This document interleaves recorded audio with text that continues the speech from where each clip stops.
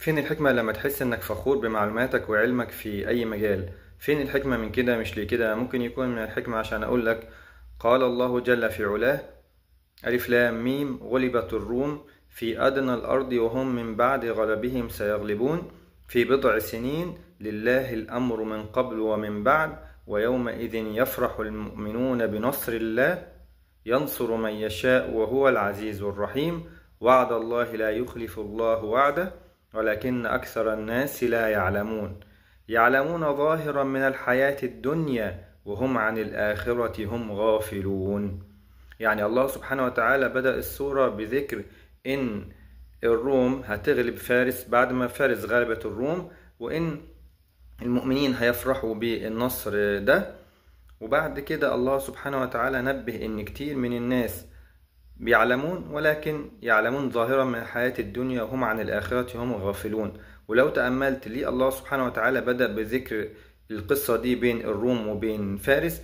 عشان يقول لك إن العلم اللي عندك ده هيروح بيك فين إذا كان الله سبحانه وتعالى هو اللي بيقدر الأشياء بين الأمم زي ما قدر الحروب اللي بين فارس وبين الروم. فاعرف قدر علمك واشكر ربك على العلم اللي اداهولك، وخلي العلم يقربك من ربك مش يبعدك عنه. ولذلك قال بعدها: أولم يتفكروا في أنفسهم ما خلق الله السماوات والأرض وما بينهما إلا بالحق وأجل مسمى وإن كثيرا من الناس بلقاء ربهم لكافرون. عشان برضو كتير من اللي بيكون عندهم معلومات وعلم في مجالات زي الفيزياء أو الطب أو الرياضة أو غيرها، ده بيؤديهم إلى أن هم يكفروا بالله سبحانه وتعالى ويكفروا بالخالق ويكفروا باليوم الآخر.